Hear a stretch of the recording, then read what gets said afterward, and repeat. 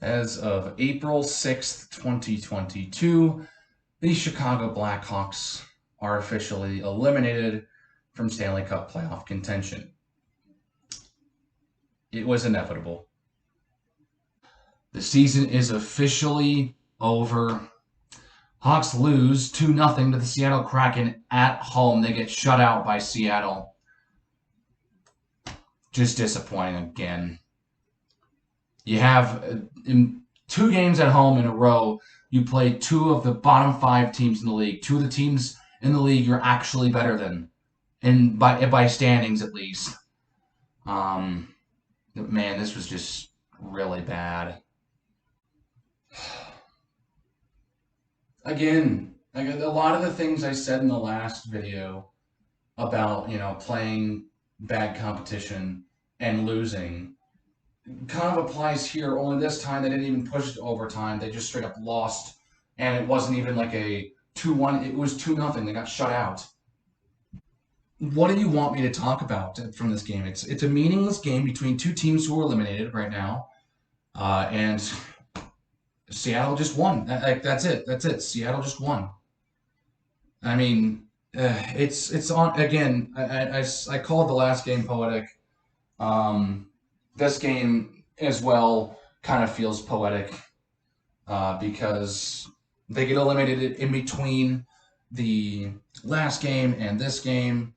Mathematically, they get eliminated even though they didn't really play anything in the past couple of days. They still get eliminated by everyone else winning.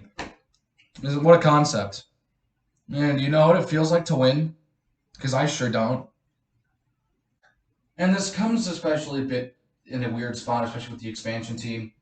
Because with Vegas, the Hawks, I think, were like the last team to beat Vegas, like, period.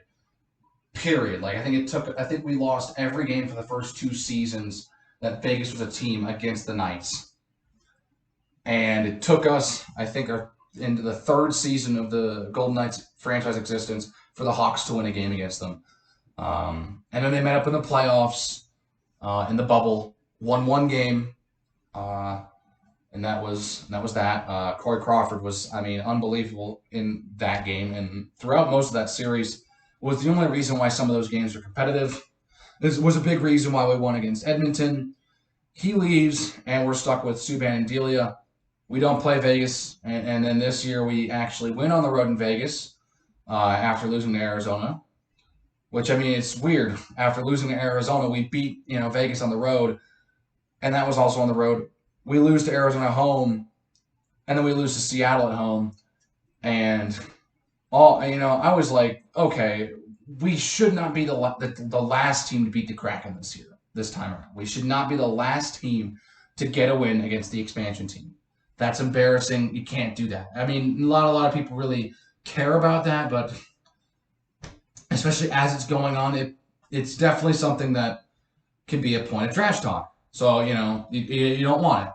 And so, thankfully, they win their first game in the Emerald City. They win that game, and that was nationally televised, too. It was a pretty good game. I actually watched that game start to finish. Pretty rare for this season for the team. That was a fun game. They lose again. Their second time they go out there in a shootout. It was the first time Seattle won in either overtime or a shootout. And then the Hawks get shut out here. It's sad. And you can feel it. The organization has phoned in the season since the quote unquote Olympic break that was supposed to happen but never really happened.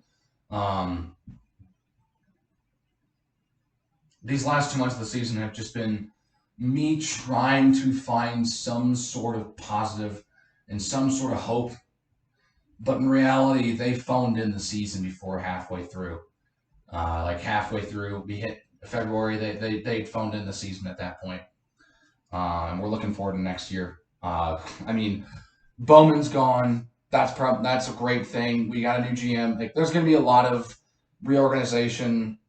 Honestly, you can even point back to the scandal as saying that that's when the team was phoned in for the season, because we lost Bowman shortly after we lost Colleton. The early season was just so horrific. You could pretty much have told us at that point after Game 5 that the team was going to be in the bottom 10 of the league. possibly even bottom 5. Going to the Ducks game and seeing all the Hawks fans uh, in the stadium showing pride for their team, proud to be Hawks fans. Um, that was something. It was really something. From how terrible of a season this team has had, and with the scandal and everything, you'd think that more people would be embarrassed to be Hawks fans, and switch allegiance to another team that doesn't have this stuff going on, which, I mean, that's understandable, especially if you're tired of the losing. But those who stick around, that shows dedication, especially for a season as god-awful as this.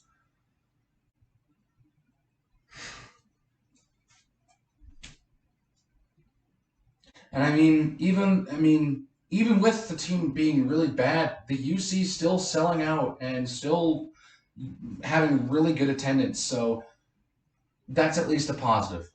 People are still showing up to the games, which, wow, what a shocker. A big market like Chicago has fans showing up to their game. Yeah, I know we're not Arizona or Florida, and on a bad year we'll have like maybe 100 people show up to the game.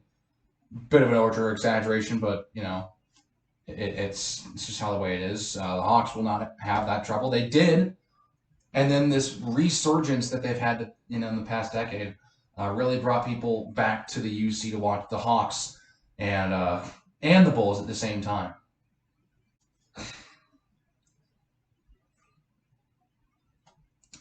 I think this season is probably going to be the low point of the decade. I know it's pretty early to call. We're only in 2021, 22. It's pretty early to call that, but I don't think you can really top of how poor this season was with the bad start, the scandal, the team just falling apart after Christmas, everything that's gone with the season, and then just stumbling throughout the season over and over with Kane, with Taves, with Jones, with Fleury before the trade deadline, and just stumbling through the entire season, almost like you're going down a hill and you're like in a somersault and just kicked off a hill and just tumbling to the bottom with no end in sight. I don't know if you can have a season as bad as this for the rest of the decade. And this is because a lot of teams could probably say that, because the league in general has been very top heavy, very very top, very bottom. It's by the midway point of the season, by game 30 in the East, we knew the 8 teams were going into the playoffs, and the 8 that were not by Christmas. And we figured out, handful of the teams that were going in the West. We kind of figured it out. The biggest shock this year is that the Kings are in the playoffs. They're going to be in the playoffs, barring some crazy collapse. The Kings are going to go to the playoffs, and that's, pretty exciting. If they can keep pace and they can outrun Vegas, then yeah, they're going to get it in. And that's going to be the biggest shocker, honestly. Because even if Vegas gets in, even if Vegas misses, it was going to happen eventually, and they didn't. Even though they went to the conference final last year, the last 2 years, they haven't been looking that great this year, and I think we've kind of all, at this point, understood the fact that Vegas is probably not going to be going to the playoffs. They're still in a race, but they potentially could. But then again, Dallas is all right, Vancouver's all right, so maybe they get in the play. Maybe Vegas does end up getting in the playoffs. Who knows? But for this season in general has been pretty predictable, which is unfortunate. But again, the playoffs are going to be fantastic. It's the Stanley Cup playoffs. I don't know. I don't know what to talk about in these videos right now, especially since the team's now eliminated officially. Like, what is there to talk about? In most of these games now, like, they're not even close. Like the Florida and Tampa games, they're just like games that were played. It didn't matter. There were just 2 points for those teams to put and add on to their total. I'm struggling to find things to actually talk about this video. In these videos, it's just been a long season. So many of these videos where they've lost, they've been kind of forgettable, and it's like, well, what do I talk about? So I talk about other stuff going on around the league, and then that's it. Because the team didn't do anything notable. Why should I talk? Why should I give them the attention when they're not going to show up and they're not going to play the way that they should play and the way that they can play? Why should I give them the attention when I can just, start talking about the teams who are actually good and the teams who are actually winning and the teams that, are not my team? I just don't know how to even end this video. Teams eliminated. A lot of these games from here on out are going to be meaningless or borderline meaningless. I don't know. It's team just sucks. I've actually said it a lot this season, and that's perfectly how I can sum up this game and plenty of others throughout this season. The team just sucks. So that'll do it for this one. If you liked it, please hit the like button and hit that subscribe button for more reactions. I will see you guys in the next video. Take care, everyone.